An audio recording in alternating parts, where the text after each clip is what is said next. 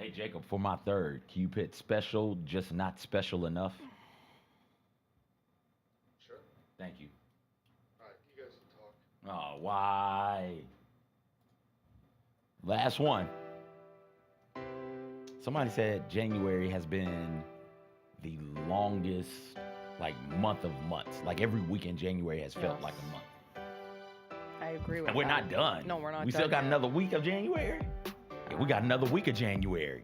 Yeah, I was trying Another full week. I was trying to figure out if next week I'd ever have it's February, a new month, and I looked at the calendar and I said, how? Nope. How are we still making our way through the wilderness of January 2025? What was the song? Single ladies, Okay. put your hands up. Okay. The other one was Candyman. Yes. Wow, you're really taking this seriously. No. Because at the end of the month, you're going to delete one of these songs. It's not going to be single ladies. Of the two, I'll which tell one? you that. Which one is most likely to Gun be? to the head, Candyman or single ladies? I'd probably delete Candyman, and I wouldn't feel good about it. I'd be really upset about it. That's tough. That's harsh. Yeah. Was she in the Billboard? I can't remember. I looked at that. But was she in the Billboard top 100 artists of the 21st I don't know. century? Literally, you sent it, and I skimmed it, waiting to find Kelly Clarkson, and then I stopped. I'm sure. When Yeah, people, Christina's number 49. Okay, So I'm she sure made top 50. I'm sure when people start having these conversations, they're going to talk about the top 10 and top 20. And No, who I was care snubbed about where and Kelly things. Clarkson is, and it's 27, by the way. Who is that 27? Kelly Clarkson. You're You lying have a to blind me. spot for Kelly You're Clarkson, lying and that's to okay. me. One day you'll realize. 27? One day you'll realize. We probably won't be. Ain't no way We in won't hell. be forced coworkers at that time. Ain't no way in hell she's number 27 Yeah. on the Billboard Hot 100. She sure top is. 100 artists of the 21st century. She sure is. What I was going to say is She sure is. the thing that I enjoyed doing was looking on that list, just thinking of somebody like, Jason Derulo should be on there somewhere. He had a summer and a half, 2 summers, and then searching for those types of people. He did have 2 summers. He had, what, 2 legit summers? 3 maybe? Was he on there? I think he was like 70s or 80s or How something mad like were you that. that Fall Out Boy was number 100? I was shocked that they made it. I was rejoicing. happy. I didn't know they'd make it. You were happy. Happy Friday, everybody. It is Friday, January 24th. Gonna be a good day. Jessica Benson with you from the Grind City Media Studios in Memphis, Tennessee. CJ Hurt behind the glass.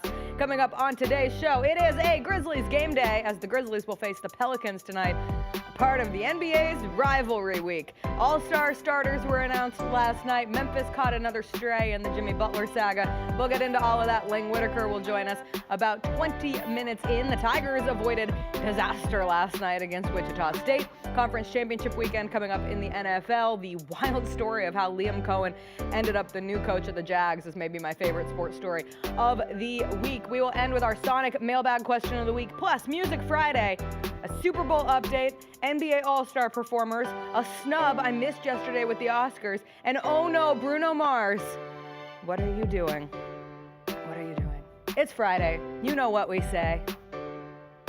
What happened to Miss Independent? What happened to Miss Independent? Da-da-da-da-da-da-da. You know the lyric to that is No. What happened to Miss Independent? No. Let's face it, there's a lot of trash talk in basketball, but the great teams let their performance do the talking. Like Ford F-150 with Pro Power on board, a class-exclusive industry-first feature that turns your truck into a mobile generator and leaves the competition speechless. Ford F-150, official truck of the Grizzlies. Greatness starts here at your Mid-South Ford dealer. Class is full-size pickups under 8,500 pounds, GVWR. Our fans have a huge impact on our ability to play to the level that we're striving for. Drop off, Durant. Oh! Well, you wanted home crowd involvement. I love those moments where you see our guys engaging in the fans and the fans just get pumped up. They are standing at FedEx Forum. I would hate to be on the other side with the opposition when FedEx Forum's rolling. That's such an unbelievable relationship that our group has with our fans. At the National Civil Rights Museum, history moves us forward.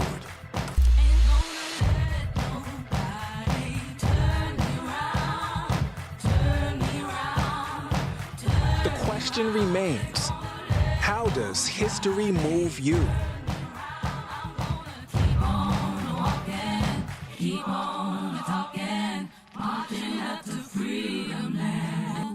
Sonic Radio. Welcome back to Sonic RNDIO. That spells radio with me, the CIO. This just in, the new Sonic $1.99 menu lets you build a crave-worthy meal for just $1.99 an item, whether that's a creamy shake, crispy tots, or a quarter-pound double cheeseburger. This just out. Ostriches. They're mean, not very cute, and in my opinion, way too big for a bird. Don't miss the Sonic Fun 99 menu. 5 items, always $1.99. Live free, eat Sonic. Tax not included. See menu for details.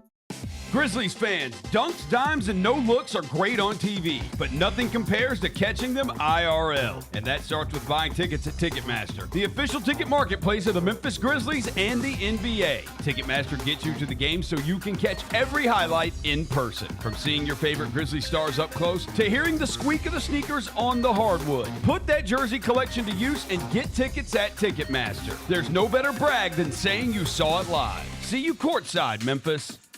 Is Hulkamania officially dead? Yes. When you have over 17,000 people live and you have Netflix premiere the biggest day in WWE history, and meanwhile they boo him out of the building? Hulk Hogan, I'm coming for you. That is your core audience, and they don't want it. Tune in to Grind City Wrestling weekly on the Grind City Media app and on the Grind City Media YouTube channel.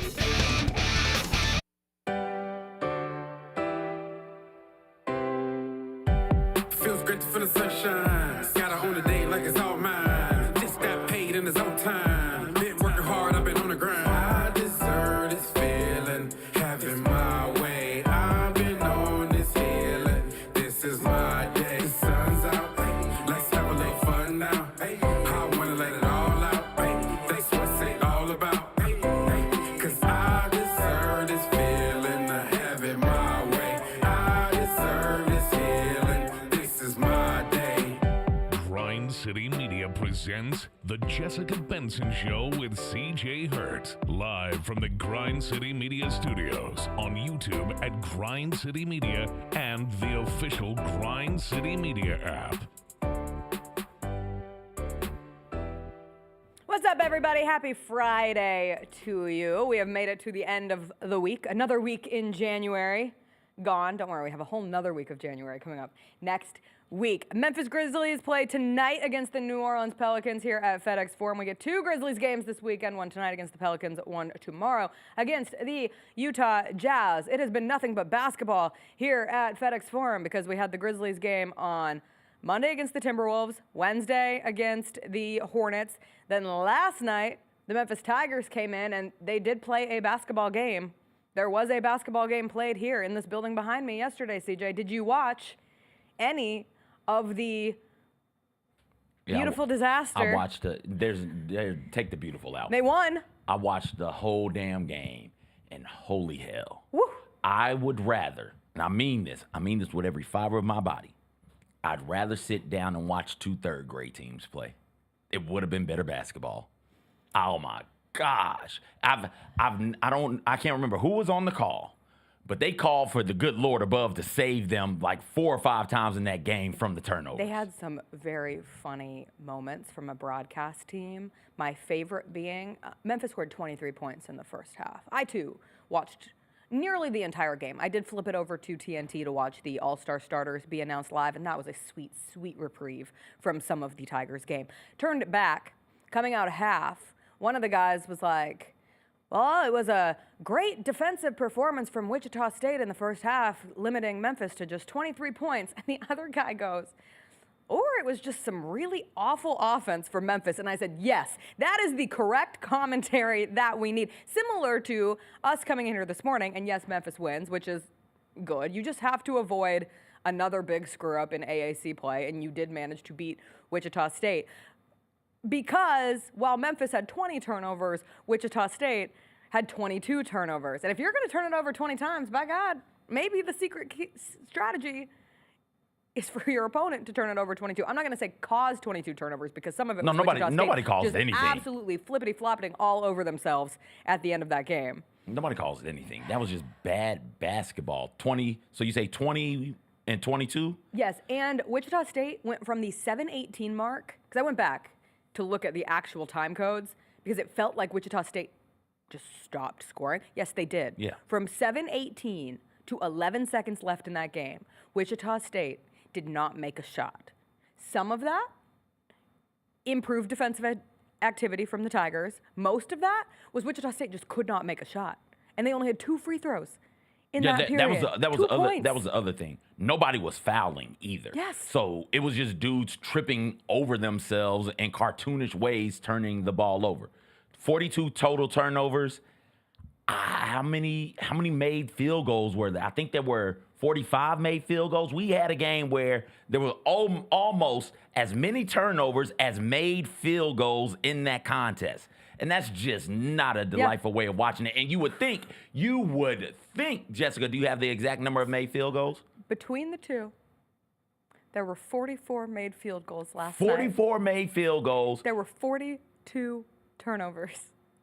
And you would think that mean, these dudes are out here running up and down the court getting buckets. It's like 13 total fast break points, right? Like you're turning the ball over. You think somebody's got the advantage on the fast break, but no, 6 to 4 fast break points. 10 fast break Wichita points. State 6, Memphis 4. The ball was turned over 40 plus so times, painful. and it's only 10 fast break points. Memphis got a bank 3. Memphis on one break threw a lob to the top of the backboard that ricocheted off and just so happened to bounce in another dude's hand. Memphis got another bucket off of offensive rebound that Wichita State had, then just dropped in between their legs for some damn reason. Like Memphis got a bunch of points in the most cartoonish ways possible, where if you're playing a pickup game, you're like, come on, man, that shouldn't count, but we count it because it's a bucket, but like, come on, man, that really shouldn't count. That's ridiculous. That game was just tough all the way around, but they won. Oh, they won? They won. Can I say my favorite quotes? Please. Penny Hardaway. I'm going to do a better job of handling things moving forward when it comes to our turnovers. It always pisses me off. No, it doesn't. Us too. No, it doesn't. It can't. Then the best one was PJ Haggerty, who I guess took the box score. Or no, it wasn't Haggerty. It was Tyrese Hunter. Took the box score, read it for the first time, and goes, 6 assists, 20 turnovers. God damn. Like, that's how it felt. And watching the game, it felt worse. It was terrible. It was like a punishment of all punishments to watch last night. I threw various objects just up into the sky 5 or 6 different times during that game. Was it Haggerty? Haggerty, 2-on-1 fast break, just turns the ball over, trips over his feet, and just throws the ball straight to Wichita State. He's like, what the hell are we doing out here? Dame Danger came into that game, was like, thank goodness they got Cisse out. Dame comes in, it's like, he finds somebody. I think he got 1 assist early in the game. I was like, here we go. Dame Danger gonna be the anchor. He's gonna settle everybody down. And then he has a series where, like, 4 straight possessions, he's turning the ball over. And they keep throwing him the ball. And there was the one, oh my gosh. The one where he's in the open court. He gets the rebound, and he's just like, yep, I'm just gonna go all the way down the court. And nobody comes to him and say, hey, Danger, give me the damn rock. No. Bad Dame Danger. Bad. No, you don't do that. And what does he do? Dribbling the length of the court. He dribbles it off his foot. Turnover. Wichita State going the other way with it, right? Like, this is, they won, and the commentators did point out, this is the time of the year, and it's true. This is the time of the year. This is the month that has given this Tigers program the most problems. They get into conference play after playing a really tough out-of-conference, and I would say most of the time outperforming the expectations in the out-of-conference. They get into conference play, and they get games like this where it's like, what the hell are you doing? How are you going to lose this game to Wichita State? Thank goodness they got a PJ Haggerty who can make tough shots, because that's the only type of shots you get in a Penny Hardaway coached offense. There's nothing easy in this offense for some reason, and it's been that way for 6 damn years. But then the key is getting someone like a Haggerty who can make the tough shots, and he does, so that's great. They'll play UAB next on Sunday. UAB's good. UAB is, by technicality, one of the better teams in the AAC this season. You gave up, 26 offensive rebounds to Temple or something ridiculous? Temple, yes. You just turned the ball over 20 times. An 18-point lead to Charlotte, but you still won. Turned the ball over 20 times to Wichita State, and none of those 3 teams we named are as good as UAB. Correct. So, yeah. And it's a rivalry game. Throw all that out the window for a rivalry game, Jessica Benson. Welcome to the American and the great bright rivalry wait. of Memphis versus UAB. This has always been a rivalry, though. This isn't like a forced American rivalry. Like Memphis' rivals. It's a forced rivalry, period. It's not. It's always been a rivalry, hasn't it? Tigers fans, let me know. It's Louisville. Listen, Cincinnati. I moved here in 2016. They had stopped playing each other. I understand, but you hear of like when you move to a new city and are becoming baptized by the sports culture, and you have to learn as you go on some of these things. I never heard jack squat about UAB being a rival for Memphis. I moved here until like the last 2 years. I moved here in 2009. Did you hear anything about rivals from Memphis? Yes. Who? Louisville, Tennessee, Ole Miss. You know, not real rivals. That they don't consider, not real that rivals. They do. Tennessee and Ole Miss aren't rivals. Okay. So Louisville, anybody else? I mean, at that point, we were flirting with Houston, UCF. Like, come on, man. The rivals when I moved here 09, and for most of my sports life, Arkansas State had like a breath. The Memphis rivals were Louisville, Cincinnati, UAB, Old Conference USA, Southern Miss. Sure. Those were the rivals, and then 09, Arkansas State was one, and then conference realignment, Memphis. I guess out of sight, out of mind. There was no reason for people to talk about the rivalry with UAB until UAB ends up back. That's Memphis' fault. That's the Memphis athletic department's fault. You got to have rivalry games, and Memphis thought that they could latch on to UCF or to Houston, and they were just content to let the rivalries die with Southern Miss and UAB. It's like, come on, man. I was not going to bring this up right now at this point in time in the show, but I am, because I do think it's a testament to, we try to make rivals too often. Rivalries have to be organic, and rivalries have to be driven by continuous hate. It's rivalry week in the NBA. The Grizzlies and the Pelicans are playing for rivalry week. We'll continue to try to make this happen. Zion Williamson's not playing tonight for the Pelicans, so until there's continuous action between Ja and Zion and Grizzlies and Pelicans, and put them in a postseason somewhere someday, a true rivalry, the greatest rivalry I think in current sports, was on display last night at the Oklahoma City Thunder game, because at the Oklahoma City Thunder game, a fan made a half-court shot and he won $20,000. And I want you to see what this fan did upon making this shot from half court. One would say probably a great moment, maybe the best moment of his year so far. And where does his brain go? Watch. Do we have this clip? There we go.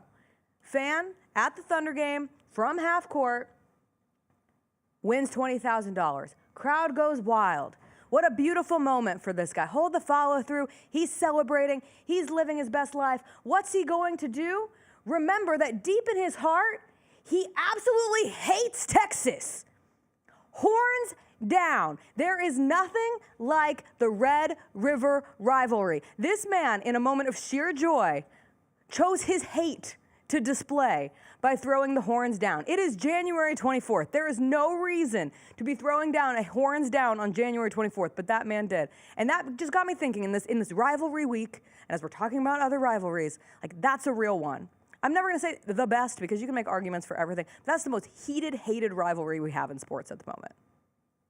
Yeah, sure. Yes. If you feel that way, I do. I would strongly. You can argue about it if you want to, and I don't want to. Sure, that is certainly up there. Not going to bat an eye about that rivalry being one of the best or the best in sports. It's hard with professional sports though to get rivals, especially in the NBA. It's hard in the NBA to get rivalries because the NBA is a star-driven league. If the stars aren't rivals, then you don't have them. With the changing of the guard, the new star rivalries haven't come up just yet. So it's hard to say who the big time rivals are in the NBA. The Tigers, though, in college you need to have rivals because those games you can sell those. Those games become a bit more marketable and a bit more interesting in terms of TV dollars. So you can say, all right, Big 12 is losing Texas and Oklahoma, so those are two marquee teams. And they're losing that marquee game. So as a TV company, why would I pay for your conference when the best game in your conference isn't there anymore? I can take that money and just throw it to the SEC and get that game plus Alabama, Auburn, plus Mississippi State, Ole Miss, plus Georgia, Tennessee, plus Tennessee, Florida, plus Florida, Georgia, right? Like I can do it that way. Where Memphis has messed up as an athletic department is they don't have any marquee games that they can use to sell, do they? Right? The Louisville is gone. Cincinnati is gone. They let the UAB rivalry die. They let the Southern Miss rivalry die. You have to ride on the UAB rivalry. Like, there's nothing else and for you to do. And try to create something with Tulane. Create something in football Create something in football with Tulane, and try your best to convince Ole Miss, hey, care about us a little bit, please. Tennessee, please. We need you to care about us. Yeah. And that's just not going to happen because they've got rivals that go back since football's been played. But yeah, Tigers basketball. Oh boy. Yeah. That was a stinker. And I know there are other big college rivalries. I'm not dumb. Alabama, Auburn, people are going to get really passionate about. Michigan, Ohio State, people are going to get really passionate about. I swear, that horns down is everything. Nope. You said Oklahoma, Texas, best rivalry in the sport. No, I think I did not. I specifically went back and said not best. We heard it. I said the most heated, hated rivalry. They're going to say mean things to you on social media. Whatever. Go read the Reddit message boards. Not the Reddit message. Go read the message boards. Go read Reddit posts. Go read on any social media. Those people want each other dead. They had to change the name from a shootout to the rivalry because I think they took it seriously. I'm sorry. Did I miss something? Did somebody poison a tree? I'm sick of the trees. Did somebody poison a tree? The trees, and you're going to take the Michigan planting a flag and Ohio politicians trying to create legislation that makes it illegal to plant flags on other people's I didn't say fields. anything about the flag plant because everybody does that. I'm saying when you start poisoning things and start threatening people's lives, and also don't be doing that. No, that's bad. But, that's all I'm saying. Luka clip it, and then people are hopping in the comments section and yell at you because, you had asinine take, and that's okay. We do it sometimes. We do it. I wish that also the reason why we don't throw more things up or down or what have you is because nobody else has hand signs like that. Think about how many teams in college sports have hand signs. We need more hand signs in college football is what we really need. That's everybody my can make conclusion. fun of them. So that when you are at a random NBA game and you make your half-court shot, you can throw up the sign of your most hated rival. So would that work? Are you going to do it like upside down? Like that? This is my UCLA sign. Oh, there it is. Here, you put the L on the forehead. Yeah, throw the U. With this. Okay. Jacob's just leaving me hanging. Yes, just leave it there, like Jacob. A loser. There it is. Even though USC is also in LA, but we don't. Whatever, we not fight on. That. They could easily do that, but that's dumb. Doesn't look as good. Because we got the U does this, and Florida State and them throw that. Yeah. Right. Nobody else. We just don't have. If we had more hand signs, back to my point. Yes. If Auburn had a hand sign, you'd see Alabama fans throwing the hand sign down. That's Texas's fault for being so basic with their celebrations. I did not anticipate this little rivalry conversation. Before we take a quick break, the All-Star starters. You want to get that with Lang? Yeah, we'll get into it with Lang. We got a lot to hit with Lang. Yes, I have a lot. I don't know about you. I have a lot to talk to Lang about. What do you have? I'll tell you during the break. Okay. I got all kinds of things, all kinds of secrets. Western Conference starter pool. Steph Curry, Shai Gilgeous-Alexander, Kevin Durant, LeBron James, and Nikola Jokic. In the Eastern Conference, it is Jalen Brunson and Donovan Mitchell as the guards, Giannis Antetokounmpo, Jason Tatum, and Karl Anthony Towns as the front court. So, no Grizzlies announced as starters. A reminder that the starters are decided by fan vote, players and media vote, 50% of the fan vote, and then players and media account for 25% of the votes. The reserves will be selected by the coaches. They do throw out a list of all of the players who received a vote from their fellow players. And I cannot wait to tell you that Yuki Kawamura received one vote in the All-Star voting. Thanks to DeMichael Cole for pointing this out. Cam Spencer also received a vote. Vince Williams Jr. received 2 votes. And then, of course, Jaren Jackson Jr., John Morant, and Desmond Bane finished within the top 15. Ja finished 6th in voting for guards. Jaren finished 8th in voting for front court. Desmond Bane was 13th for guards. But Yuki Kawamura got 1 vote. We must find out if it was Ja Morant who voted for Yuki Kawamura. That is the realest move. Ja voted Yuki. Ja voted Vince Williams Jr. I'm not sure who else voted. I think Cam's brother that was my assumption. Would be the Spencer brothers maybe had a thing where they voted for each other. No disrespect, we just haven't seen a lot of Cam Spencer.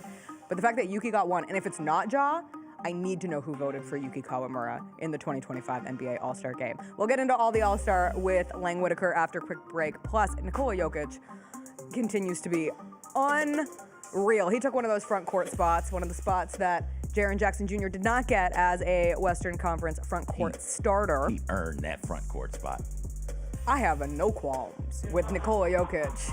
Face of the league if he wanted it. If Nikola Jokic wanted to be the face of the league, he could be the face of the league. He has no desire to be the face of the league. So here we are. We'll talk with Lang about it when we come back.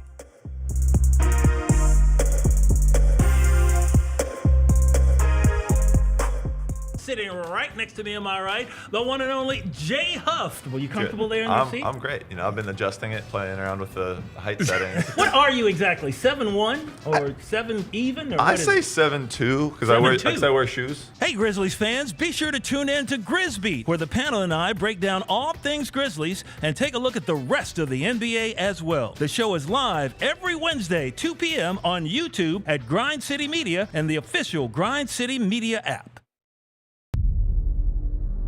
Can't even wait. It's time to get it popping. It's gonna be crazy. The fans are gonna be loud. We need just energy.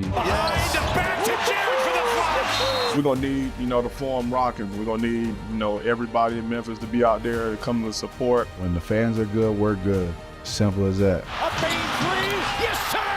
Desmond Bane with ice water in his veins. We'll ride the energy together.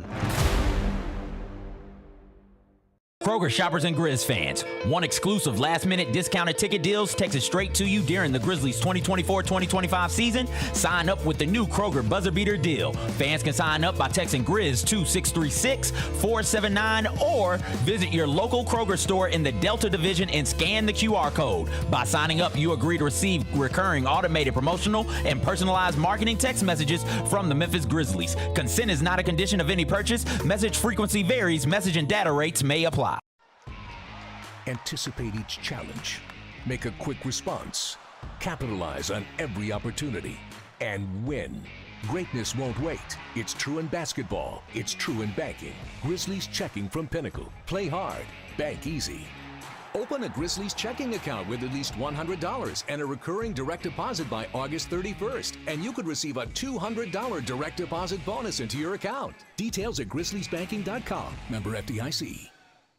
Thanks for showing up, Memphis. Nothing beats catching your Grizzlies IRL, and nobody knows that better than you. So next time you want to hit up a game, Ticketmaster's got your back with tickets to every upcoming matchup. Whether you're catching the Grizzlies at home or on the road, you'll find tickets at Ticketmaster, the official ticket marketplace of the Memphis Grizzlies and the NBA.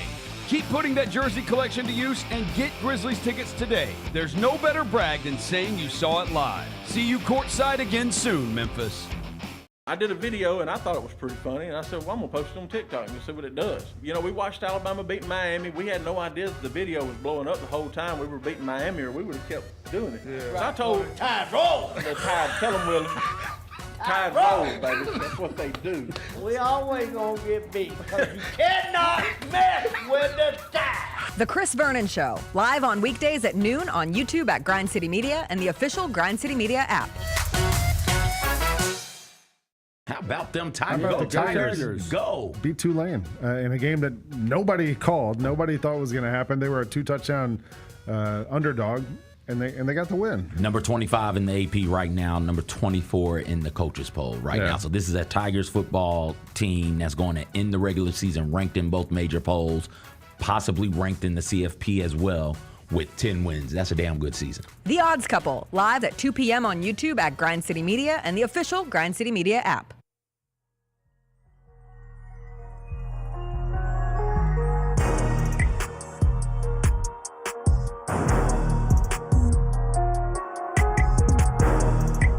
Welcome back. It's Friday. That means it's time to welcome Lang Whitaker into the studio.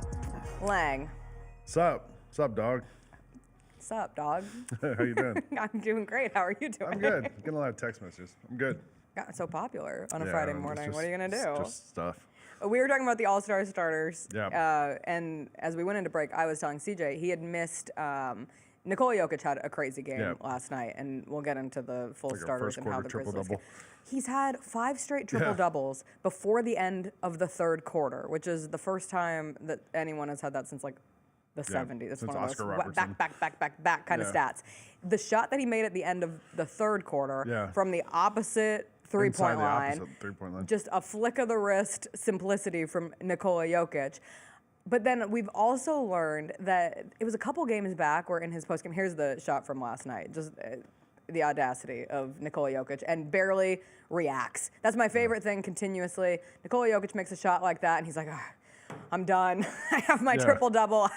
I can rest now. I can take a break at my job. Chris was saying this morning on my way out, he's like, sometimes I wish you would just get some emotion from him. And I said, why? He's at his, he treats it like his job.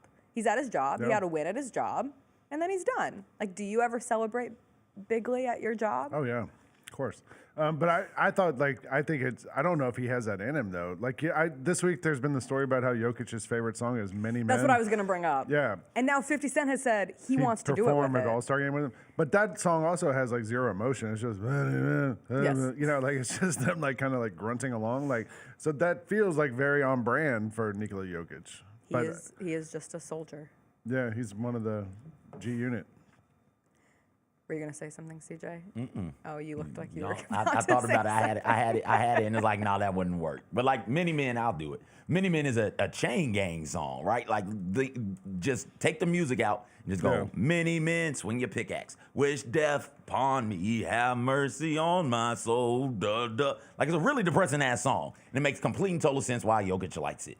If you said, CJ, guess what song Jokic likes from 50, it would be Many Men. It's like a dirge. It's just it's not an uplifting song at all. Yeah. No, it's a do your work and go home kind of song. Yeah. I will say, the All-Star Weekend is desperate for anything buzz. Yeah. Even when they were announcing the starters last night, is Steph Curry. There was conversation going into it. Steph hasn't had as great of a year as years past. Yeah. But were they really not going to make Steph Curry a starter in San Francisco for All-Star Weekend? I felt like that was a necessity of the time and the moment.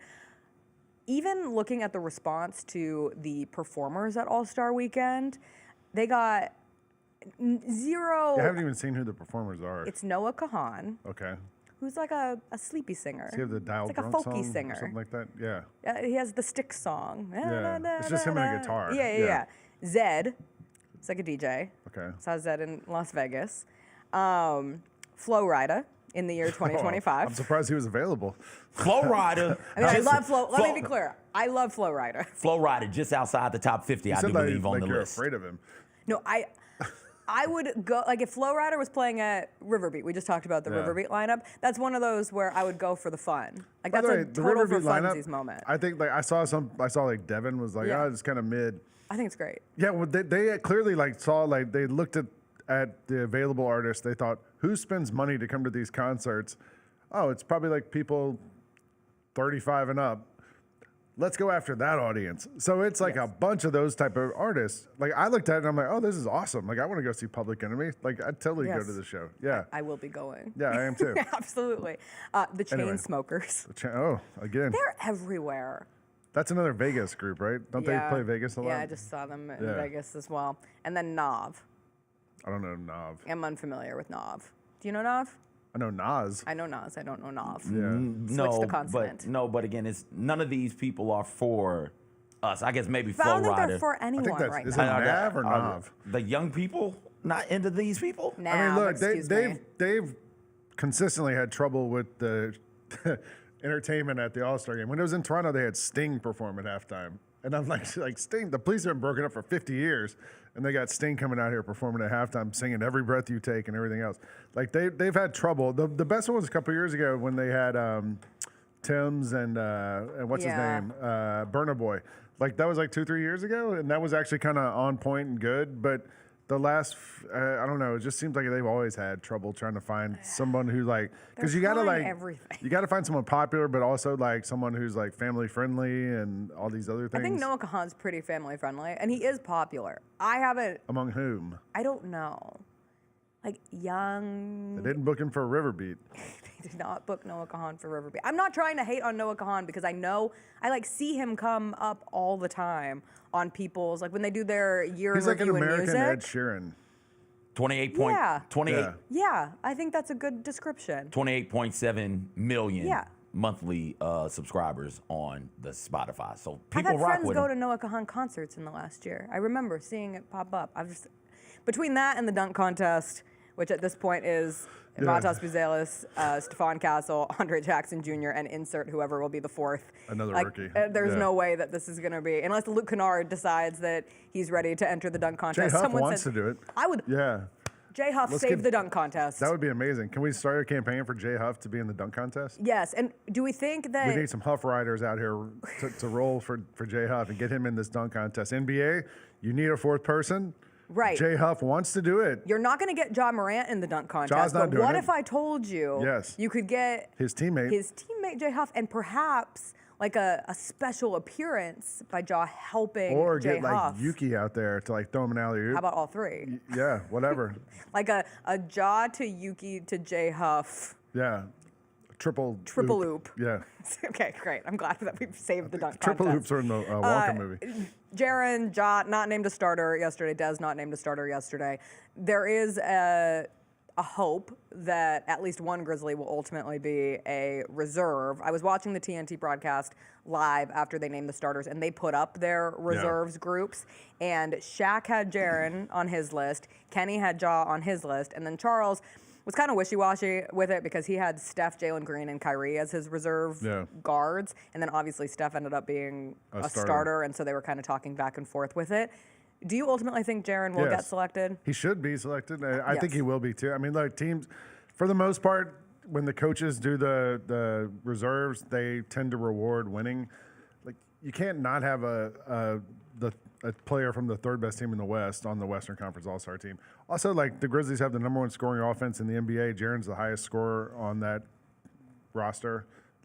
He's Defensive Player of the Month last month. He's been the most consistent player for the Grizzlies all season. Jaren, 1,000% deserves to be an All-Star this season, perhaps even more than previous seasons. This is, I think, the best season he's ever had. And so I think he deserves to be on this team, and he should be on this team. And if the coaches don't put him on this team, then they're worse than I thought they were. And I think if Ja ultimately does not get an All-Star nod, it's simply because of the lack of games. I think so too. Yeah. Season. I mean, Ja's already missed 18 games, something like that. So, he's played in about half the games. Like I said, Jaren's been the most consistent player on this team that has the most dynamic offense in the NBA, and a top 6 offense and defense, defensive rating, offensive rating. You got to have that guy in there. Why do you think he hasn't gained as much attention? I think a lot of it, honestly, is there's not a ton of highlight plays. That's what Chris and I were talking about last night. Jalen Green he just does only makes highlight plays pretty much. Ja makes tons of highlight plays when he's playing. Jaren, so many floaters and runners and layups and all those kind of things. He doesn't have a lot of dunking on people. Right, and if you're going from the starter standpoint, LeBron, KD, and Jokic. Yeah. That's a tough. A lot of those are legacy selections, right? That too. Yeah. So even I think I didn't save the list of it, but they came out with the popular jersey sales, and I saw Ja was number 7 on that list. But all those guys are ahead of him. Yeah. Right? Yeah, I think so. Yeah, I saw it this morning right before I came in here, Yeah. so I didn't take notes. Grizzlies are back in action tonight. Oh, here it is. It's the top-selling NBA jerseys: Steph, LeBron, Tatum, Brunson, Wemby, Anthony Edwards, Ja, Luka, Giannis, Jokic, SGA, LaMelo, Kevin Durant, Devin Booker, Donovan Mitchell. Yeah, usual suspects. Yes. Yeah. No LaMelo as a starter. Not surprised. He got a ton of the fan vote. CJ and I were talking yesterday about players who just have pizzazz, all NBA. Riz. Give it some zazz. The Aura team. Sure, all Aura. Yeah. All Zazzy team, and LaMelo's would be on. I guess that. he is, but watching him in person the other night was so. He's not very good. Not what I expected. I mean, he's a highlight player. Right, based on the highlights I see that cross my timeline and how people talk about LaMelo. If you watch I expected 3 highlights of different. LaMelo, but Jalen Wells took him out of his game 10 seconds into that game, and he starts trying to shove Jalen Wells, flopped. He was totally out of his game. And then just watching LaMelo play, I was like, this guy's an all-star? No, he's not an all-star. Like I've always been like all-star every year engenders these arguments, and I've always felt like, look, like it's the all-star game. It's not the all-NBA game. It's not. We're not trying to find the best players. No. We're trying to find the stars. Like this, the zazziest fun police players, come out every year and like try to make it where, hey, let's get serious. This guy averages the most points for this team or whatever. Like let's have fun with this. Let's have some stars. Yeah, and it should be like like Jalen Green. Like I could see why. Hey, let's get him in the game. Yes. Like once he gets going downhill, he'll dunk on people. He'll be fun to have in this game. Well, and that's why even format-wise, like when they announce the starters, it's a starters pool. And I saw a lot of people on the timeline be like, I refuse to understand why it's being called a starters pool, and it's because it's not East versus West, and they're having the celebrity GMs who will come in and pick the teams. I think it's Shaq, Kenny, Chuck, Kenny, and Candace Parker, right? Are picking the 4 teams. I don't even know. Maybe let's start with having some consistency. Be one of those?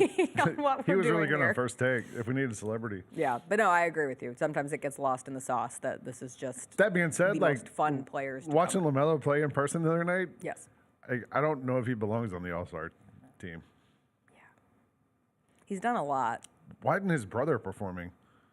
That was kind of the hope. Yeah, like let's get LiAngelo out there. Like I mean, he performed at a Lions playoff game, although that didn't go very well. Then it created a new curse, so it couldn't do it anymore. With these 2 upcoming games against the Pelicans tonight and the Jazz, Pelicans without Zion, they've won 4 in a row, but now without a fair number of people, and another time where we won't get to see a Zion showdown. But for the Grizzlies, who are just a half game out of second in the West, this could be a weekend where they climb their way up into that 2 spot. I swerve in that corner into the 2 spot. Whoa. Yeah, I think one of the Grizzlies people I was talking to them last week, and they were like, it feels like if you can beat the Timberwolves, which feels like it was 3 weeks ago, but that game was on Monday, right? Yes. Yeah, they're like, if you can beat the Timberwolves, like you got a shot to reel off some games here, and they've managed to do that. Now we've got, I think, won 5 of the last 6. If you're the Grizzlies, won 4 in a row. And so and these are 2 winnable games tonight and tomorrow night. You saw them like that Hornets game, like that was totally a business decision win for the Grizzlies. They got up 30-something and then just kind of hung on in the second half and didn't really like put the pedal down. Yeah, I really did not get dragged into the. Oh, that was such a disappointing win. I loved the team's response to it, and I spoke on this yesterday. I think it's a great sign. Des talked about it, Des talked about it. Jaren talked about it in his walk-off. Like, I'm here asking about the offense that put up 78 points in the first half, and he's like, well, we have to learn how to close games better. I think that's exactly what you want to hear from the team, but I'm not going to be overly concerned with a game where the Grizzlies were up 35 with like 6 minutes left in the third quarter, and it just turned into excess garbage time. Yeah, especially when Mark Williams like turns into Bill Russell down the stretch. You're like, what are you gonna do? I'm like, oh, is Mark Williams gonna score 40 points? Yeah, he was like PJ Washington last night. I get it. Like you'd like to see them close that game out a little bit better, but yeah, now they've got these 2 games, and you're looking at potentially a 6-game winning streak. Back-to-backs are always tough against a Utah team that plays hard tomorrow night. And you got this New Orleans team tonight. I know Zion's out. DeJounte Murray's been in and out. You got a Grizz killer and C.J. McCollum on the Pelicans, who always, for some reason, plays amazing against the Grizzlies. So it's a good chance for the Grizzlies to up this thing to 6 in a row.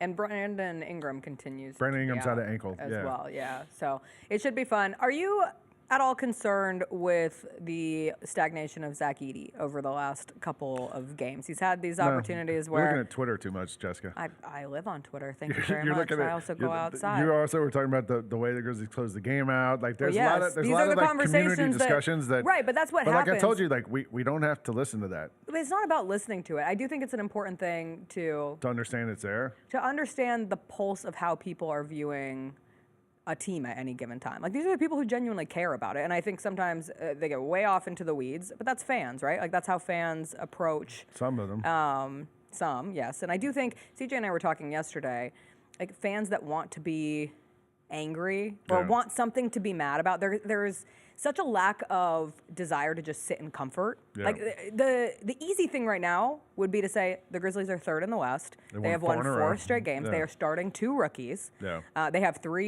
one of the best 3-man groups, best trios in the NBA, who are now all playing together in Jaren, Ja, and Dez, things feel positive, period. It's not that And they then feel there are positive. some people things who are go off positive. on it. It's not that they feel positive. Things are positive. Things are good. Yeah, this is a good time This is to a be a good Grizzly time. fan. To be a Grizzly player, anybody, this is good. Yes. This is where you want to be. Sit in it, enjoy it. You could be one of the 25 other teams below the Grizzlies. Have nothing going for the 25 teams below don't have Whatever. nothing going for them, but you are one of the teams where Hornets don't. you're not yet in the consistent conversations of true contender. You're always in that next. Yeah. But that's a good place to be right now. That's factual. But I do think with the Zach Edey part, and this isn't from looking at Twitter, this is from watching the games and seeing an intent on feeding Zach Edey early, and then he kind of disappears. Well, it depends on in the latter matchups. half It of the depends games. on, I think it depends on matchups, who's in the game. Right. Mark Williams was playing like crazy in that Hornets game the other night. Like we said, he turned into Bill Russell. I think it's who's on the court against you and who's on the court with you. So depending on what lineup the Grizzlies have in the game, maybe you don't need to feed Zach Edey in the post. Depending on who the opposing team has in the game, maybe they have a small guy on Zach Edey, but as soon as he catches the ball, they're triple teaming him and making him make decisions, which, as we've seen so far, he's not racking up the assist numbers, right? So I think it really depends on all those things. More than anything to me, just like are you impacting the game? And you see him impact the game. He's not getting a ton of blocks, but he's making people miss shots. Yes. I saw him close out on a couple of three-pointers the other night and make guys miss, but he didn't block the shot, but he affected it. And I think you're starting to see Zach kind of figure those things out a little more. You're seeing less of those times where he comes out of the game and stops at the scorer's table and talks to Taylor Jenkins for 5 minutes, which we saw. He gets to go sit. Yeah, we saw it the first Right. couple months of the season. I think he's figuring it out a little bit more. I've always said, whenever we talk to Zach Edey in the press sessions or whatever, you ask him a question and you ask the question and he stops and he goes, yeah, well, and then he answers it because he stops, he thinks, he processes it, and then he gives you his answer. You can't really do that on the court. Right. And I think he's learning that and he's figuring it out and he's learning how to be more instinctive and instinctual with all that stuff. I think you nailed it. He's Yeah. such a thoughtful guy. That Yeah. has been one of the characteristics that has stood out in interactions with him. Yeah. And it was pretty formulaic when he was at Purdue. And so now, not only making the college to NBA jump, but a jump where your game is different, or you're being asked to be different than what you were so successful at during your college career. And then on top of that, you're a rookie big. And Yeah. historically, it has always been It's more hard. of You don't get calls. Exactly. It has always been more of an uphill climb for a rookie big. And he continues to be a primary starter for this team. Yeah. All of that wraps into the Zach Edey experience. It's also thus far. not. I mean, he's also going through migraines and black He's eyes wearing a and face mask at the and all this moment. other crap. But also, it's not just he's being asked to play differently than he played at Purdue. I mean, I would assume this. I haven't asked him this. He's being asked to play differently than he's played his whole life. Yes. You would think. He's probably always been the tallest kid in his class. But he was a late bloomer from the basketball side of Sure, things. but I mean, I know he played baseball growing up, but he was big. He's always been a big kid, I'm assuming. And so by the time he's in 5th grade, 6th grade, they're like, hey, you go stand under the basket. We're going to throw you the ball. You block shots, get rebounds, and score in the post. He's been doing that his whole life. So for the last, 12 years, that's what he's been doing, 10 years. And now they're like, all right, now you don't do that anymore. Here, we still want you to play this game, but you're going to be out of the three-point line and doing all these other things. And that's an adjustment for anybody to make, especially a guy who's been successful at playing that way for his entire life. I did want to ask you about the latest sideswipe that the Grizzlies took via the Jimmy Butler saga. Oh, yeah. That Well, there's an continues. update from Windhorse this morning. Oh. I just saw it before I came in here. Brian Windhorse has a column on ESPN.com that Okay. he says the Grizzlies are still lurking in the Jimmy Butler situation. It does not surprise me one bit. And that the Jimmy Butler wants to go somewhere where they're going to extend his contract. The Grizzlies probably don't want to do that. Yes. And the Grizzlies have an extension coming up for Jaren that they're going to have to figure out. So the Grizzlies could use Jimmy Butler as a way to offload some money in the short term, make a playoff run with him, and then figure out the money thing with Jaren later, which doesn't give Jimmy Butler his extension. Mm-hmm. So I think that's Jimmy your Butler answer knows there. what he wants. Yeah. Memphis cannot provide, or has been forthcoming that they're not going to provide Sounds what like he that. wants. Yeah. And that's how you end up with Mark Spears on NBA Today yesterday, Yeah. saying Jimmy Butler's wish list is just out of Miami, with exception to Memphis. But Yeah. you do watch that, and you're like, what the hell? Like, Yeah. come on. Out of everyone, that's the one My in-name team that you're going to throw out? My thing with this whole thing, though, is like, all right, so Jimmy Butler is having a stare down with Pat Riley. Yes. Basically. Like, of all the people you would not want to have a stare down with, I would put Pat Riley pretty high on that list. As a person, I would not want to, like, try to have a contest I think at this with. point, like, I wouldn't want to have a stare down with Jimmy Butler. He seems pretty intent on not losing a stare down. Okay, but the GM at the end of the day has the power in this situation, especially if you want an extension, you want to go to a place that's going to give you an extension, and you've got a $50 million opt-in for next year. Or like if you're Pat Riley, you could be like, all right, we're not going to trade you. So if you want to get out of Miami, you can opt out, or we'll just suspend you for the rest of the season. We'll keep playing through this heat culture hashtag whatever. I don't know. Like if I'm Pat Riley, like I don't know if this is the time I'm going to back down. Like we've seen Pat Riley do this time and again. I mean, he let Dwayne Wade walk, and then put a statue of him. Was that not a loss for Pat Riley? Letting Dwayne might have Wade been. walk? LeBron James also got Pat Riley, tricked Pat Riley into flying out to Las Vegas to meet with him. Pat Riley comes back like, yeah, we got Bron, and then LeBron the next day decides to go to Cleveland. Like people have had stare downs with Pat Riley, and Pat Riley has come out as a loser. Yeah, I would disagree. How so? I don't know if he come out as a loser because LeBron goes home. Like I mean, and then the Heat go back to the finals because he goes and gets Jimmy Butler. Like they reload, and I also think, and Mike Wallace was talking about this on one of our shows. It might have been on Grizzbeat about because he used to cover the Heat. Like all these teams you talk about, though, they're going to get draft picks to trade. Like the Heat don't want draft picks. Like they want players. They want guys who can play right now and help you out right now. The other thing in all this that doesn't get talked about that I'm curious about, they talk about Bradley Beal, and is he going to waive his no trade? Right. His agent is the brother of the president of the Phoenix Suns. So you would think they're like, I wonder what Bradley Beal's. You think somebody might have talked about this. So I don't know. There's so much that goes on in these things and so much behind the scenes. At the end of the day, like I don't know if they're going to trade Jimmy Butler or not. But I want to know what Pat Riley thinks about Kevin Love's Instagram posts. Is what I really want. Kevin Love talked, but he said like they're okay with it. It's insane. Yeah, as long as he said as long as I kind of keep it light, they're fine. Pat Riley probably doesn't even know what Instagram is. Let's be clear. I guess. I don't know. Kevin Love has been on a generational tear on Instagram, and he had another one yesterday where he posted a clip from the Green Mile. This is one of the ones from last week. That's the one from last night where he said Bam in Spo's office pouring his heart out over this whole situation. He said, me trying to recoup the suspension money for Jimmy and Bernie on my vet minimum contract using the super bad clip. He had this one, Jimmy dining out in Miami this evening. This was after he got suspended for the additional 2 games. And that's the clip of Al Pacino going, you all are a bunch of effing a-holes. You know why? You don't have the guts to be what you want to be. You need people like me. It started with him doing the Boys to Men edit with him and Tyler Hero and Kyle Lowry. And then the last 3 hours, emo state. I would assume Kevin Love is doing this himself because he's talked about it. Yeah. But maybe he has some help. But it's been really funny back to back to back to back to back to back. There was the Wolf of Wall Street one when he came back with the Leonardo DiCaprio of I'm not leaving, I'm not effing leaving. So I can't wait to see how it continues on. But Jimmy Butler doesn't want to come to Memphis. I haven't been here since the college football championship. Oh, yes. And I know you guys like to troll me about the SEC. And, yes. I was saying that we talked about this yesterday on the Odds Couple. So Ohio State famously spent $20 million on their roster, right, this season, supposedly NIL money. And Texas and Ohio State both spent $20 million. Turns out they were 2 of the better teams in college football this year because they spent a lot of money. And maybe $20 million is enough to buy you a championship. So yesterday on Feinbaum's show, I got this tweet.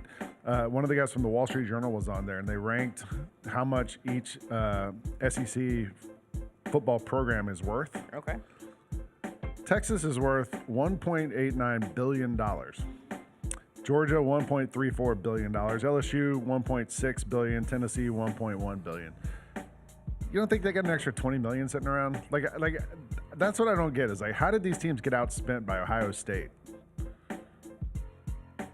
Ohio State is probably worth more than everybody but they might Texas. be, but I mean, if you're worth $1 billion, 20. Yeah, you've got 20. I can't do math. Your point is like spend the money to get $20 million's like Don't you think they will now? No, No, because why would the schools have been fighting against giving players money the whole time, fighting against, because with money comes power. The price of the bricks going up. Like 20 million might just be like to get you into the 12 now. Michigan just spent $10 million on a quarterback. Yeah. So I mean, but they got that Larry Ellison money now at Michigan. Like Michigan's got that money, plus Michigan is worth more than everybody, but probably Texas. Yeah. I'm surprised Texas A&M isn't high up on that list. I don't know what they were. Yeah, that oil money's dried up. Yeah, they're at Texas A&M's 9th overall. They're $1 billion. I thought they might be a bit higher. This is just a list of the SEC. I don't know what the other schools are. I'm comparing them to the SEC. But I would think your 10 highest nationally would be in some order: Texas, Ohio State, Michigan, Notre Dame, Oregon, maybe. They got that Oregon, USC, Florida, Tennessee, like those types of schools. Oklahoma, right? Alabama was actually 11th overall after Oklahoma, 846 million. Last place in the SEC is Vandy, 112 million. I saw somebody say, just you wait until those Ivy League schools start dipping into their funds and watch what happens next. Harvard could have the best team, and they did move up to play in FCS. Yeah. So, could you imagine? No. Like a world 20 years from now where the Ivy League is. Well, I remember they hired Tommy Amaker to coach the basketball team, and they were like, we're going to make a run, and they had some good players. You know, they've had and Princeton forever was pretty good at basketball when Pete Carrill was the coach back in the day. But I mean, those schools have those standards to like get into the school that makes it so hard. Like it's not only you can't just get a scholar. You don't get a scholarship. They don't have scholarships. No, they don't have they'll scholarships. Give you financial aid. And maybe complete financial aid. Right, but it's not like you can just. That's why Stanford. Yeah. For some of those like higher chasing, Stanford, Duke has had success with that as well. Yeah.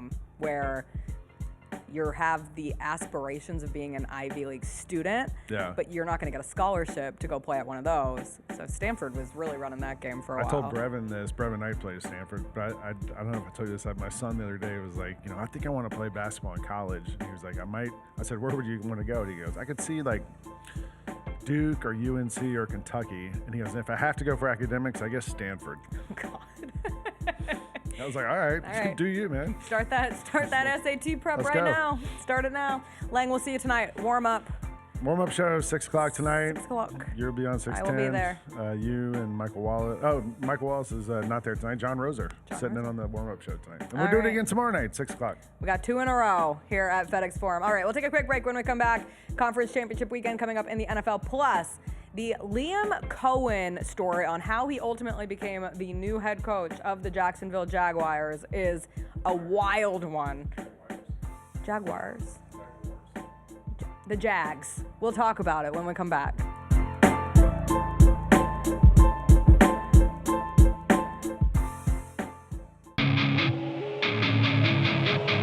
Our fans have a huge impact on our ability to play to the level that we're striving for. Drop off, Durant. Oh! Well, you wanted home crowd involvement. I love those moments where you see our guys engaging in the fans and the fans just get pumped up. They are standing in FedEx Forum. I would hate to be on the other side with the opposition when FedEx Forum's rolling. That's such an unbelievable relationship that our group has with our fans.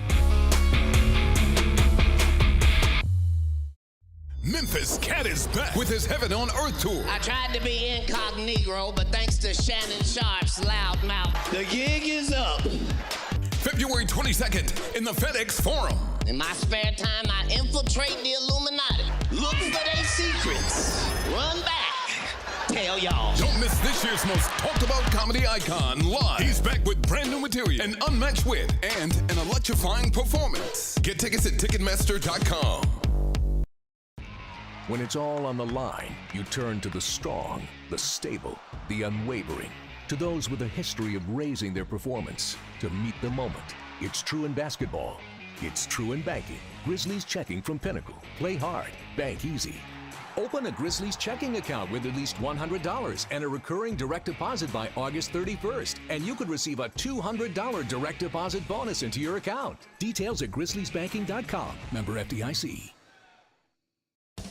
It's your turn to drive into luxury at Southland Casino Hotel. Join us on Saturdays to win your share of up to $1 million in free play and prizes. And don't miss the chance to take home luxury itself during the grand finale drawings. Drive off in a 2025 Land Rover on February 1st or a 2025 Range Rover on March 1st. 2 vehicles, 2 finales, 1 million ways to enjoy luxury only at Southland Casino Hotel. Must be 21 or up. Play responsibly. For help quitting, call 800-522-4700.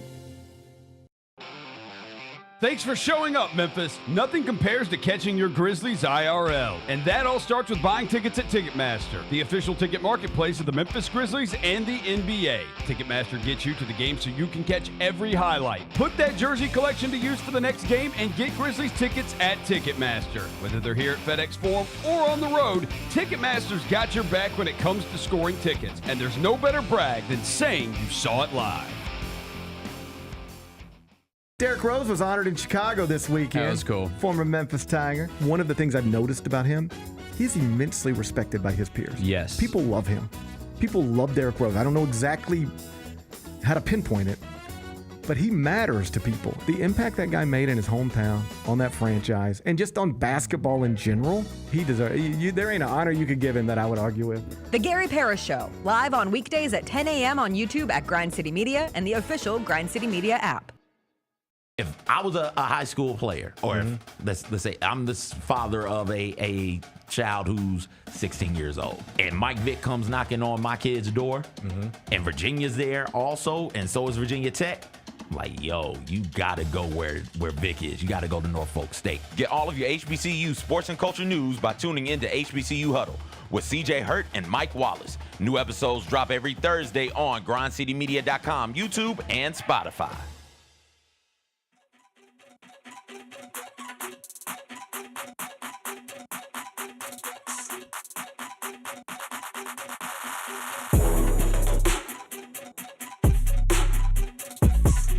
Record state. This is a Jaguars show. On this show, we pronounce it the Jaguars. And I've been saying it my whole life because you want to know what I had to do when you'd go around the class and everybody came up with an animal that their name started with. So like the A kid would go, Aardvark. Like, my name's Anthony, Aardvark.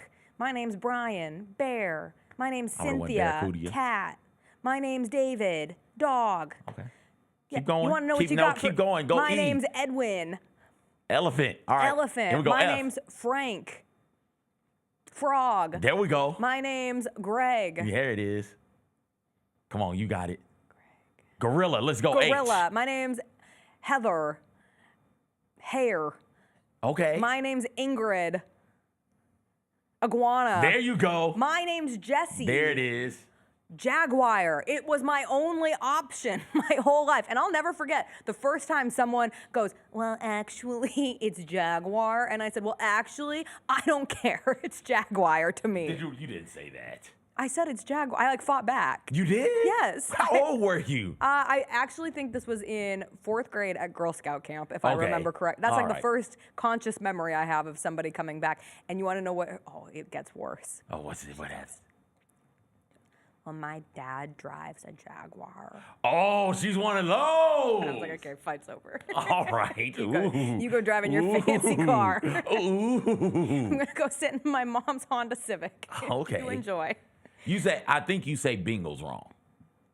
I think you say I say Bengals. Yeah, you say Bengals. And I also think you say biopic wrong. No, that one I refuse to budge on that. It is biopic. You and my husband are both big on the biopic. I know it's biopic because my dad used to drive a biopic. A Toyota biopic. I wear bangles on my wrist. Those are different than I don't bangles. have any at the moment. Bangles, and what's the difference in a bangle and a bracelet? Bangles can be stacked. A bracelet is more of a single.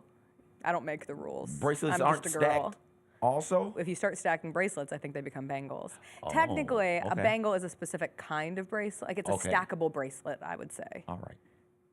Or you could just have like a charm bracelet. You can't stack it. That's not a bangle. Okay.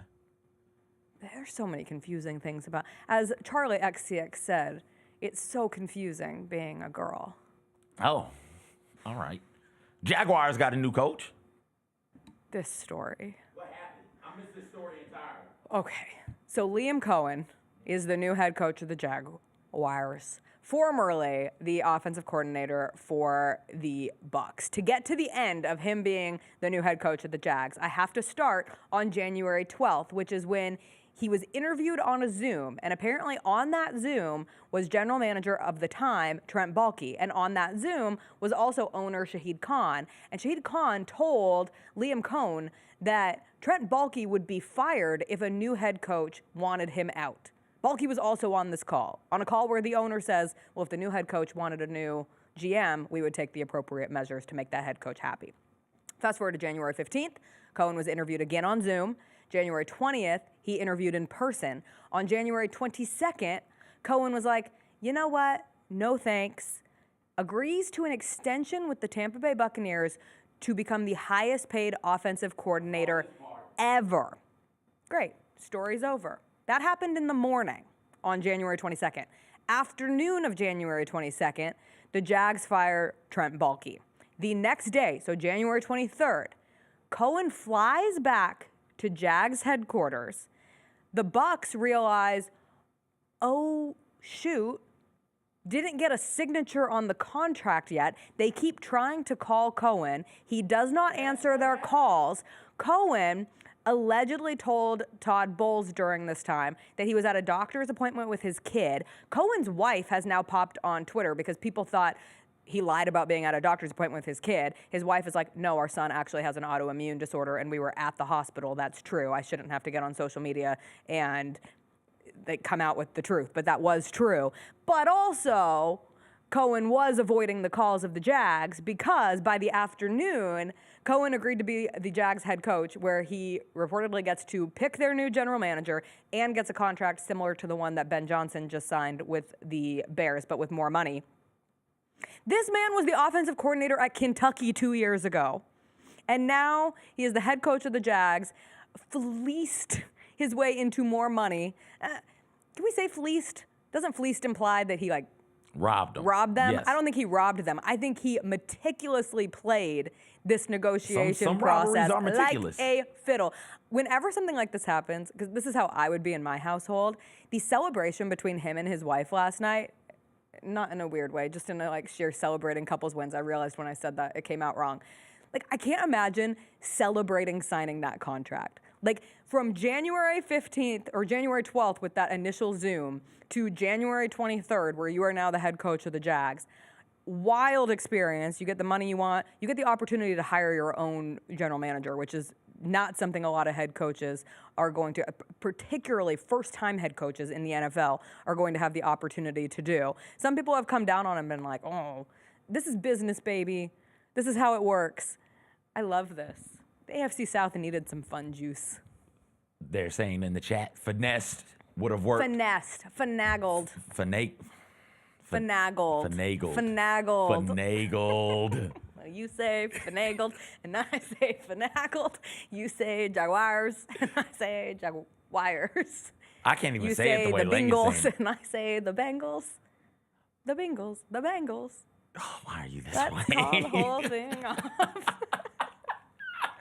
That's a wild story. It reminds me of the Pierre Paul story, where he was ducking, not a coach, player, blows off parts of his hand in a firework accident, and he wasn't going to sign the contract because he was worth so much more than the contract.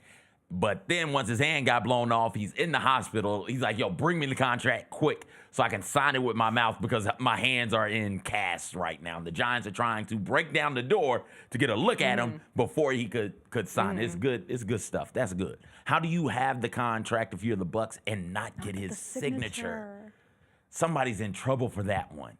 I just want to know if, did he realize that he hadn't signed it, or did he intentionally not sign it? There's and the whole rub. thing too with the reason people were skeptical about the being at a doctor's appointment and not being forthcoming in conversations that he was actually having another conversation with the Jags was because the contract with the Bucs was dependent on him not taking any further interviews. So let's say the Jags thing hadn't worked out, the Bucs could have avoided that new contract on their end, but at that point they were desperate for him to sign.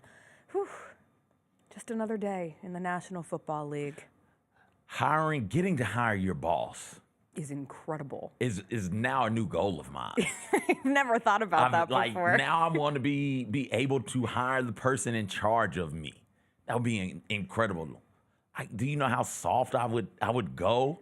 I'd hire my baby sister. She's never going to be able to tell me what to do. Yeah. Who are you hiring as your boss? That's a good question. It's got to, I don't want any resistance to anything that I do or say. I don't want any sort of oversight at all. Yes, the person to do it is my baby sister. That if I could hire my boss, it would be my baby sister. You also can't have somebody who inevitably will want to, or will have feelings about being your boss, but you have all the power. Yes. Because that's what it comes down to. Yeah, it couldn't be my mom. It couldn't be my dad. It couldn't be the wife, right? Those are people above me on the hierarchy already, just a family hierarchy. You want to know? And they would come in and be legit bosses. I couldn't have them. I never think about this. I became my boss's boss in my first job in local news. Huh? I became my boss's boss. What do you mean you became? It's now been long enough that I feel like I can share the story. It was not purposeful. I did not seek this, but I was the weekend sports anchor, and I had a sports director when I was in the Tri-Cities, Washington, and they decided that they were going to move on from him as sports director, but he could stay as long as he wanted. But I was going to take over the sports director role, but he could stay as the sports department. So then I became the sports director Monday through Friday, and he became my number 2. And so suddenly, but I was so young, I had no idea how to manage the situation. Plus, I'm a woman. There's a lot of things baked into this. This was a young man who got told, you don't get your job anymore. The woman who you've been managing for over a year is now going to be the person making the decisions. He did not listen to me about anything. Exactly. Anything. Exactly. I would tell him to go out and do a scholar athlete. He'd say no. Exactly. And I was like, I don't know what to do. But I didn't really have all the power because then there was a news director ahead of us. We ended up fine. He came to our wedding. We're good. We're all good. But that was a weird time. And I hadn't thought of it that way until this Jags situation. And that's exactly what I would do with my sister. But it was horrible. My sister would check off 2 diversity boxes as well, so you could pat yourself on the back for hiring a black woman. I can't imagine there would be too many black women in major positions of power. So there you go. And then I would just run wild in the offices. You still hadn't told me. You get to hire your boss. Who is your boss? I know. You don't want it to be a friend. And it was so uncomfortable. You don't want it to be a friend. I cared too much. I was like, you're right. You don't have to go do the scholar athlete. I'll go do it for you. So you just want a boss already there? Can I hire myself? I want to do both. I want to be the boss of me and the boss. Shut up, Jessica. It's a very only child Angelica Pickles answer to that question. It is extraordinarily. I don't know. You're doing double the work. I think of it from a standpoint of, I don't think it works to hire your own boss. I think it creates power dynamics that are nearly impossible to So what you're saying is you don't think this Jaguar thing is going to work? No, I think the Jags are a joke. Okay. I think the Jags can. How many times this week or this postseason can we reference the biggest change to the Washington Commanders was a change in ownership? And sometimes a bad owner can continue to run a clown show. You can't expect the clown show to magically turn in to a golden review, okay? It just doesn't work that way. So I don't think it's a great idea to hire your own boss. Who do you have in the championship games before we take our break? Oh, damn, that is happening. Yes. Oh. Chiefs, Eagles. Greatness. Let's go. Eagles big also. Eagles by 2 scores. Eagles by 2 touchdowns. You disgusting. Eagles by 2 touchdowns. Let's go. How many passing yards does Jalen Hurts have? 50. I'd say under. I'd take the under. I'd take the under. Saquon has 300 total yards, and Jalen Hurts has passed for 37. I'm so intrigued by the Bills-Chiefs game. That's a good game. And I'm so hopeful. And there was an important update when it pertains to the Bills. It doesn't really impact this game against the Chiefs, but it could impact their ultimate road to a Super Bowl. I don't know if you're familiar with the X-Files curse, but as a Bills family, I have long known about the episode of The X-Files that aired in November of 1996. So this is after the losing 4 straight Super Bowls.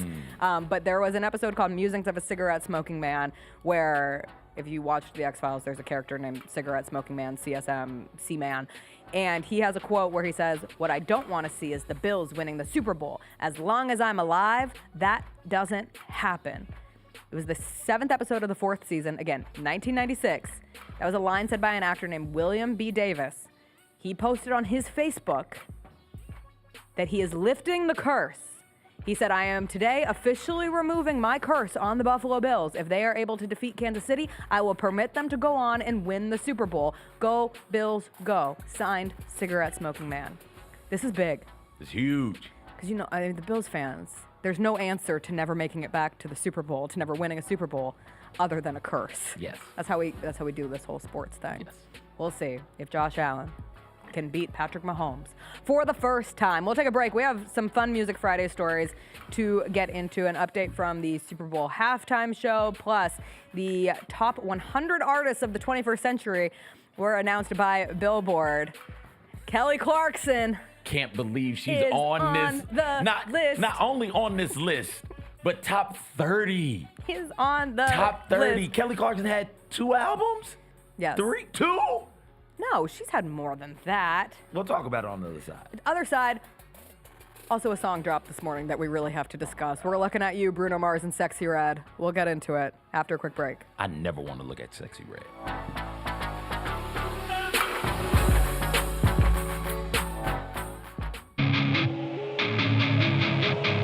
Our fans have a huge impact on our ability to play to the level that we're striving for. Drop off, Durant. Oh!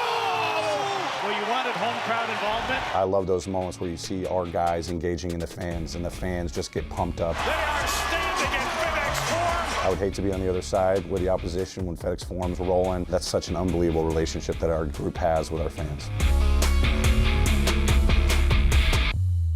Kroger shoppers and Grizz fans, one exclusive last-minute discounted ticket deals texted straight to you during the Grizzlies 2024-2025 season. Sign up with the new Kroger Buzzer Beater deal. Fans can sign up by texting Grizz to 636-479 or visit your local Kroger store in the Delta Division and scan the QR code. By signing up, you agree to receive recurring automated promotional and personalized marketing text messages from the Memphis Grizzlies. Consent is not a condition of any purchase. Message frequency varies. Message and data rates may apply. A night of comedy with Sebastian Maniscalco and Jim Gaffigan. Now, is this a family? Is this your mother? Where is she? Is she in the crowd? You don't know where your mom is. The mom's up there. What kind of family is this? I'm sorry. Sebastian Maniscalco and Jim Gaffigan. I went ziplining for the last time. What is wrong with us? Would you pay $200 to feel like you're about to die 6 times? Live in Memphis, FedEx Forum, Friday, February 21st. Get tickets now at livenation.com. Thanks for showing up, Memphis. Nothing beats catching your Grizzlies IRL, and nobody knows that better than you. So next time you want to hit up a game, Ticketmaster's got your back with tickets to every upcoming matchup. Whether you're catching the Grizzlies at home or on the road, you'll find tickets at Ticketmaster, the official ticket marketplace of the Memphis Grizzlies and the NBA. Keep putting that jersey collection to use and get Grizzlies tickets today. There's no better brag than saying you saw it live. See you courtside again soon, Memphis. So these are a pair of Kobe 11 Elite Low. These were part of a collaboration with FC Barcelona. I've never seen these in person. The detail on these are amazing. It's Flyknit, like, the front of the shoe is Flyknit. It's got the lunar line, I remember, and the insole is removable. Yeah. The Sneak Fest show, live Tuesdays at 2 p.m. on Grind City Media on X, YouTube, and the official Grind City Media mobile app. Grizz Nation gets set for tip-off 1 hour before every Grizzlies home game with the warm-up show. Get the latest news, notes, and analysis live from courtside at FedEx Forum. This team is doing everything that Taylor Jenkins and his coaching staff envisioned it could do. Join me, Lang Whitaker, along with Michael Wallace, Jessica Benson, and other personalities from Grind City Media, Memphis, and around the NBA. 1 hour before every home game, live at Grind City Media on X, YouTube, and the official Grind City Media mobile app.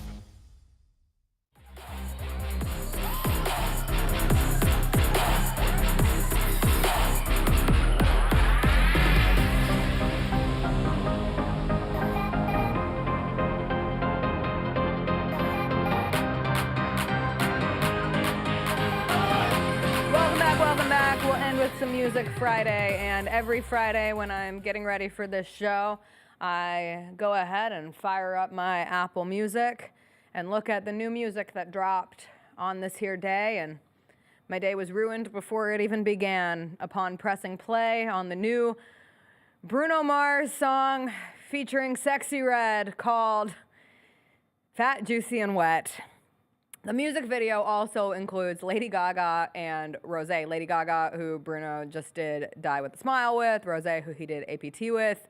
Fat, Juicy, and Wet has lyrics that, quite frankly, I can't say on this show. I can't. I can. No, you can't. No, they're too much.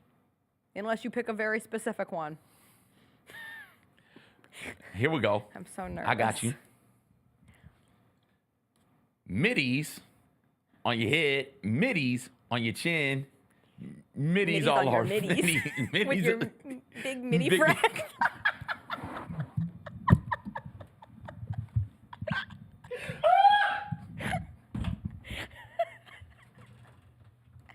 Honestly, I think it's an upgrade. What is this? I think it's an upgrade.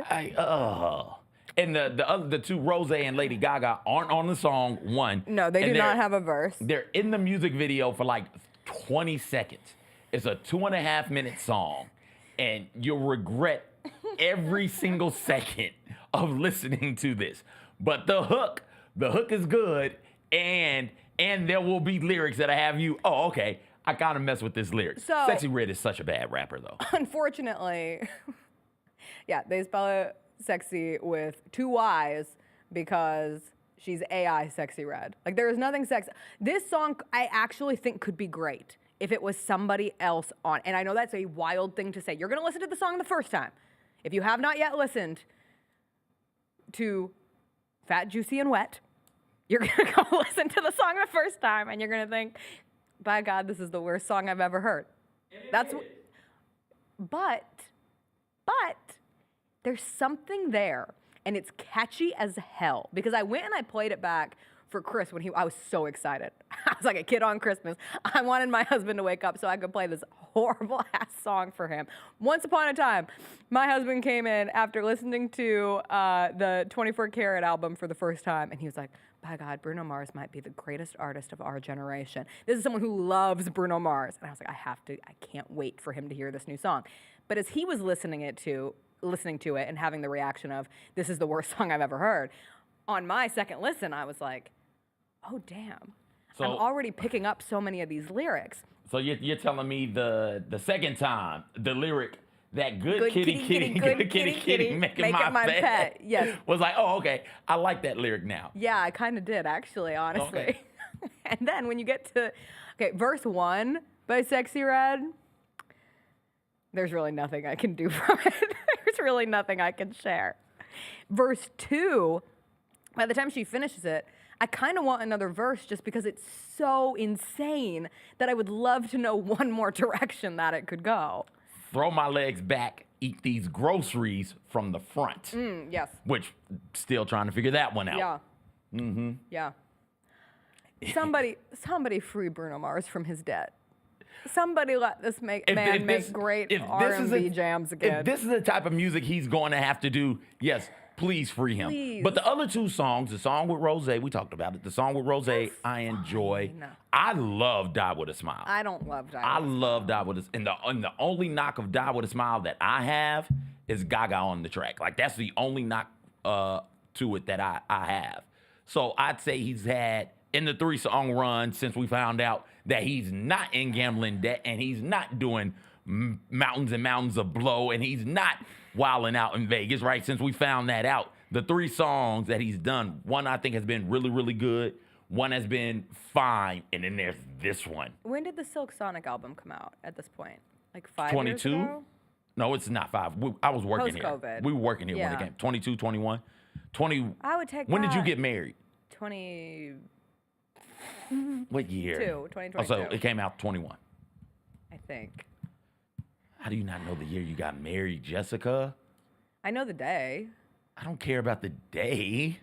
Well, originally we were going to get married in Yeah, 2022. So we're gonna get married in 2021, and then we preemptively kicked it back a year with COVID. See, that darn COVID.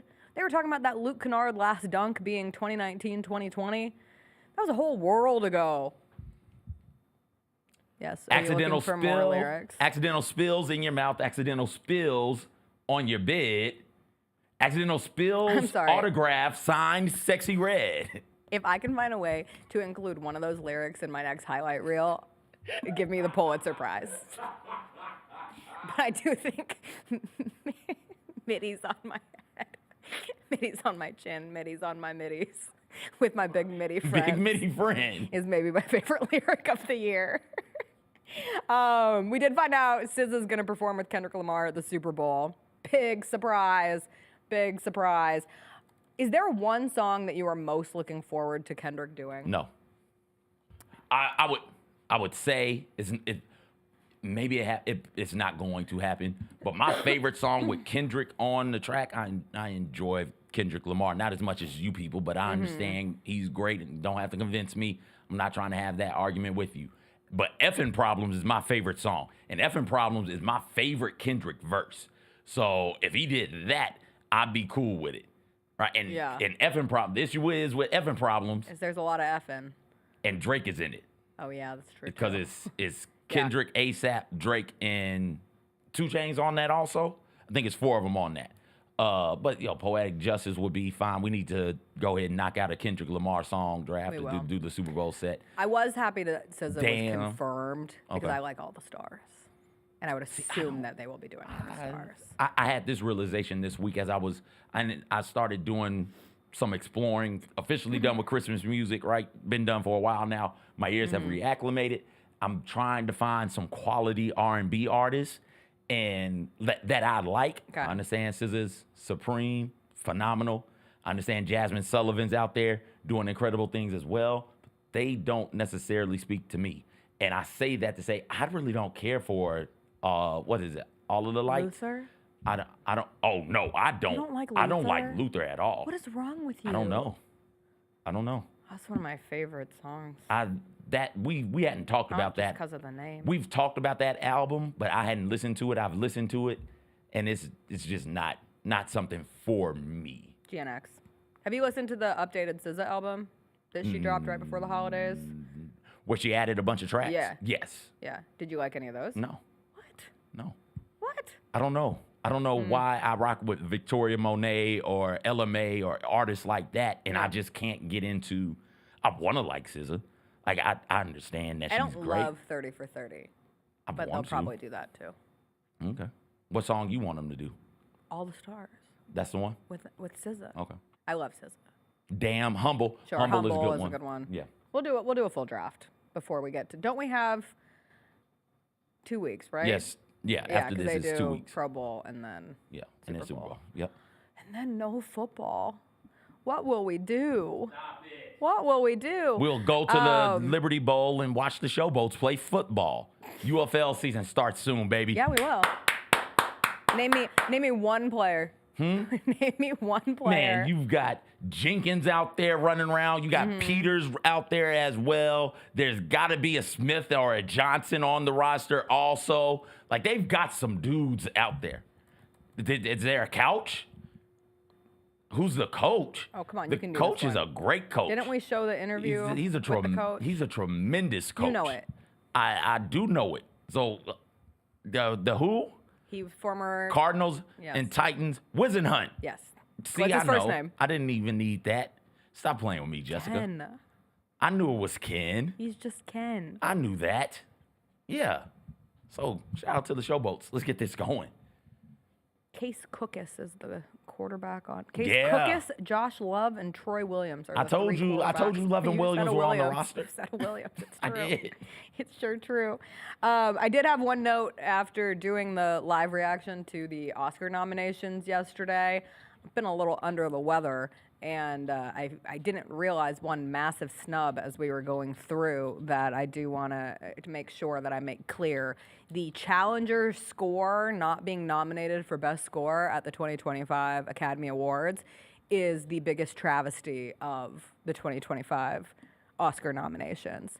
Absolute disgust and dismay at the Academy for not including Trent Reznor and Atticus Ross's beautiful score for challengers that both gave me an anxiety attack and made me run one of my fastest mile times training for the St. Jude Half Marathon this year. So go listen to the Challenger score and don't let it ever die. We will always ride for Challengers. Challengers completely shut out. How they can give this Emilia Perez movie that I have yet to see 13 nominations and they can't even find room for the Challenger score? Make it make sense. Also making things make sense, the Billboard Top 100 Artists of the 21st Century. I would have missed this without CJ, but luckily he brought it to my attention. And when he sent it, I thought to myself, surely he sent it because Kelly Clarkson is on here somewhere and he wants me to find it. And so I scrolled on through, and my girl Kelly, number 27 on the top 100 artists. This is the top 20. Taylor Swift, Drake, Rihanna, Post Malone, Eminem, The Weeknd, Beyonce, Justin Bieber, Bruno Mars, Usher. Any issues with the top 10, CJ? No, and as we do this, we can. I just want to know, when you come across an artist, you're like, I love them. I'm glad they're on this list somewhere. Of a top 10, you kind of know what it is at this point. If you're talking about music today, Taylor Swift is 1, Drake is 2, and then usually it's Beyonce's 3. Beyonce's a little low. She is. I saw the top 10, thought she was a little low. Was surprised Post Malone and The Weeknd were in the top 10. But I guess the run they've been on since they bust on the scene in 2014, 2015, whenever they both came out, is a pretty good run. Eminem being able to be number 5 on this list, I forget about how impactful he was, like that early 2000s sort of range. And when I first saw this, my thought was, after seeing Eminem at 5, I was like, oh, Lil Wayne is going to be super high on this list. But I don't think he's high enough. But yeah, that's my thoughts on the. Did you do top 10 or top 20? I did top 10. All right, those are my thoughts. 11 to 20 is Maroon 5, Adele, Morgan Wallen, Ed Sheeran, Katy Perry, Lady Gaga, Pink, Chris Brown, Ariana Grande, and Ye, formerly known as Kanye West. Jacob in my ear said Wallen is insane. I would agree that he just came out. Just got here. What stands out to me on this list, like you said with Eminem, is the staying power of some of these. The fact that Pink is still at 17. People love Pink. Because Pink is an incredible When we performer. had that video talking about Beyonce, or me talking about Beyonce being the greatest performer of our generation, the number of people who came for me saying, are you unfamiliar with Pink? I'm like, yes, I'm very familiar with Pink. And so I think she does her own stunts. How Billboard did it is chart success. Okay. I think it's just I think this Billboard is legit. just chart success. This is how many how you've done songs, top on albums. the charts. It's just got something to do with the charts. All right, here we go. 21. Miley Cyrus, Alicia Keys. Surprise, Alicia Keys was 22. That's my first She real had a big run surprise. Too. Like a really strong. That's the thing. This stands out on people who had strong runs at any given time. Black Eyed Peas, of similar nature. I would think Black Eyed Peas would be a little higher also. They really fell off, though. They did. Well, and they broke up. Black Eyed Peas, the difference in Black Eyed Peas and Alicia Keys is that they both had great runs, and then, oh my gosh. Thank you for the only one that matters on this list. They both had incredible 27, runs. Kelly Clarkson. And then Alicia Keys also did some things outside of her great run, right? Like Empire State of Mind was outside of that great Alicia Keys run. I think the song she did with Usher, My Boo, was outside of that great Alicia Keys run. Whereas the Black Eyed Peas have done nothing other than the run, right? Other than those two Black Eyed albums. Peas also rested on the success of Fergie. All right. I think. But Fergie is a different act than Black Eyed Peas, right? Yes, they don't count. Beyonce's on this list and Destiny's Child. Yes. So that's how they did it. But like Alicia Keys had, like If I Ain't Got You, Fallen, You Don't Know My Name, Unthinkable, and then she even had No One, and No One came before Empire State of Mind. Right, and that's so that was like a 2000 to 2010, and then the last real song hit she had was Girl on Fire. Yes. And so, like, that's my point. She had the run, and then she's done things outside of the run. Justin Timberlake, Makes Nelly. Makes me happy. Nickelback. Nah, you guys know y'all like Nickelback. Look at this photograph. Every time I do, it makes me laugh. My big prediction of the next 15 years is that Nickelback has a moment like Creed. Like that the love for Nickelback comes back so strong that it fuels them to have a tour similar to Creed's that I can't wait to go to. Yes. Kelly Clarkson, of course, at number 27. Very important. Of course. Get the hell out of here. Jacob, I thought you cut her name out of it. We didn't need to see it, but okay. No. Kelly Clarkson had Because of You, Since You've Been Gone, Moment Like This, Behind These Hazel Eyes, Breakaway. We do this every time. My Life Would Suck Without You, Stronger, even Walk Away. Walk Away was a great song. Miss Independent, as we started the show with today. Listen, you keep trying to tell me that my love for Kelly Clarkson is singular, love unjustified. Who you love. First, hey, most right Not person even on the love, show. not even love. Love who you love. Love who you love. Love who you love. So Love if you is love love. Kelly Clarkson, love it. However, my love is backed by statistical analysis and data that proves that Kelly Clarkson is not just one of the best vocalists of the 21st century. Oh, no, there's no but data one of to the support best that. artists of the 21st century. You stop it. You Listen, stop it you right all now. keep trying to ignore the greatness of Kelly, but she just keeps popping up on these lists. So At Big 20, Kelly in action. Jessica, Ahead be of- real. ahead Be of real. Kelly Clarkson at ahead of- 27? Ahead of Mariah Carey. That's- ahead of Jay-Z. Ahead of... Why are you whispering Jay-Z? We whisper Jay-Z at this point. Oh, okay. Ahead of... He hadn't been charged with anything. I did think he hasn't, and he and Beyonce are still at this point together. But if there was a little splitsaroo at some point, could we get a Single Ladies Part 2? Because Single Ladies was my song into work this morning. So like It's a just such divorced great ladies? song. All Just like- divorced ladies, all divorced ladies, No, all it doesn't have the divorced same ladies, flow. all divorced It doesn't ladies, have the same all flow. divorced ladies. Okay. Pit Sexy Red Lil on the Wayne, track. no. Put Bruno. Let Bruno start thriving again. Josh questionable. Why you got Illness. I'm serious. These walls are running with illness. Don't We're say that. all sick. Don't say that. We're all, and it comes on fast. I just want the people to know. We've been flu gaming it up for 2 You've days. been flu I've been gaming it flu up. gaming it up for 2 days. Jessica, Kelly Clarkson at 27, not a little too high. No. Above Jay-Z. I'm Above serious. Lil Wayne. This is 50 not a Cent, bit- this is 50 not a Cent part is of the at, bit. Jessica, 50 Cent is at 31. There is Kendrick a Lamar great at respect. 32. Carrie Underwood at 33. Britney Spears at 34. I was going to say, my second biggest note on this whole list is Britney Spears being at 34. My girl, she fell so far. She could have been a foreverer. Like, there is no reason why Alicia Keys is still at 22 and Britney Spears had to fall all the way to 34, other than the great, sad fall of Britney Spears. Imagine Dragons, Jessica.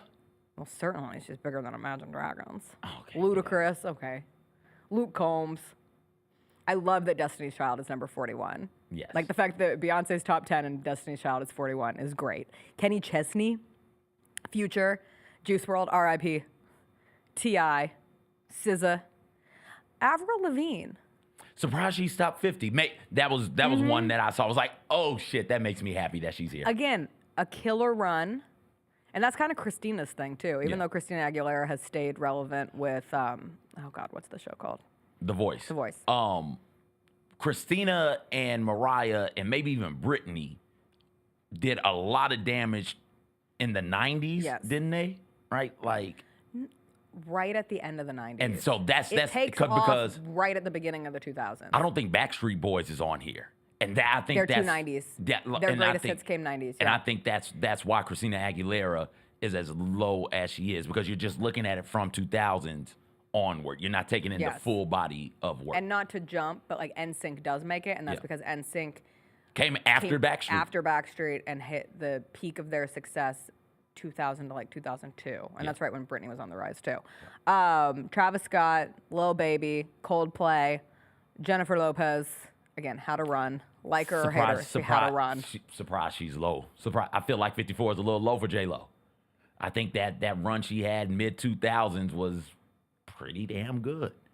If you just asked me, hey, where do you think J-Lo would be? I'd probably just guess she'd be somewhere in the 30s. There was a rumor this week, a casting rumor, that it's between her and Katherine Hahn for Mother Gothel in the Tangled live not remake, but the live action. Yeah. And someone was like, why is this even a question? It should be Catherine Hahn. J-Lo. Oh, I'm sorry. Catherine Hahn. J-Lo. But whatever. Bad Bunny. I'm surprised Bad Bunny is this low considering how globally impactful he has been. Newness. His numbers are wild. Yeah, though. but the newness. Yeah, but Okay. every time I see some sort of actual statistical reason why Bad Bunny is the most popular artist in the world, it shocks me. Flo Rida, NBA All. Here we are, NBA All-Star, Performee 2025, Flo Rida, Luke Bryan, Toby Keith, Akon, Tim McGraw. A lot of country representation in this middle area. Jason Aldean. Prize Flo Rida was on the list. Why? Again. He had Apple Bottom Jeans, Apple and Bottom he had Low Elevator. is one of the greatest single songs of But the outside of that, what has he 2010s. done? Right Round, Whistle. Oh, come Good. on. He's also on Good Feeling. Blow your whistle, baby, whistle, sometimes I get baby, a good let me feeling. know. Okay, maybe that song is why he's able to get on there. Because again, if it's just chart success, I Also guess that Wild song, Ones. none of Club them- Can't Handle Me. No, come on, man. Club Can't Handle Me had a hold. My House. I Don't Like It, I Love It. I'm trying to see if there's any other. No, there's Who Dat not. Girl? In the Air. Okay. All right. So there oh, goes. hot damn. Damn. This is my jam. Jam. He had some hits. All of them had some hits. Yeah, I know, but I'm just expressing why he made the list where he did. Mary J. Surprise again, she's Harry on here. Styles, Lady A, formerly known as Lady Antebellum. Who's that? Who's at 70? Oh. Robert. Creed at wait, we're not there yet. Creed at 66. Michael Bublé, Dua Lipa, Sam Smith, I Neo. love me some Bublé and Neo. I'm surprised Outkast is this low, but again, It's bulk of their early 2000s. is before. Kesha, $, Cardi B, Robert, Fergie. So Black Eyed Peas and Fergie both made the list. I think that's impactful. 3 Doors Down, One Direction, Ashanti, Selena Gomez, Blake Shelton, and then rounding out the top 100, Ja Rule, Pitbull. Surprised Ja's this low. Glad Pitbull made the list.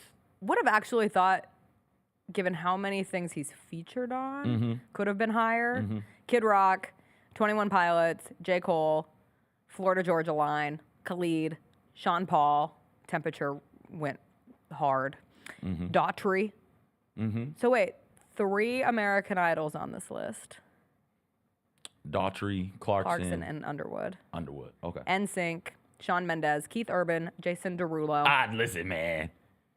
That run Jason Derulo went on was really, really fun. We were all screaming Jason Derulo for no damn reason for 2 years. Jason Derulo.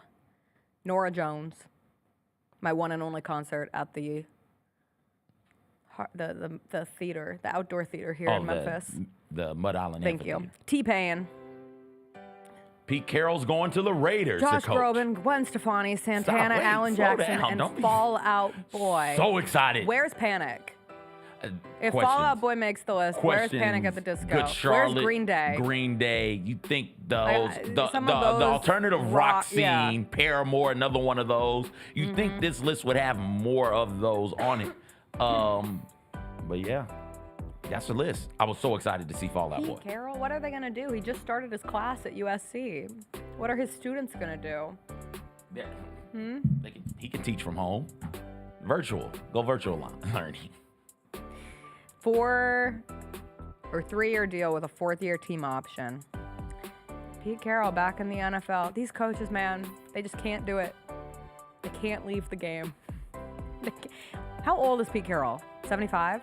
I would have guessed 80. Is he not older than? not 80. Is he not as old as Biden and Trump? I mean, they're all 73. Okay. 73.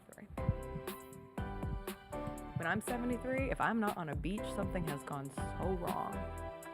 Like our Social Security went away. All right, everybody, have a great rest of your day. We'll see you tonight for Grizzlies, Pelicans, Grizzlies, Jazz tomorrow. 2 opportunities to come out and watch the Grizzlies at FedEx Forum. Have a wonderful weekend. We'll be back on Monday.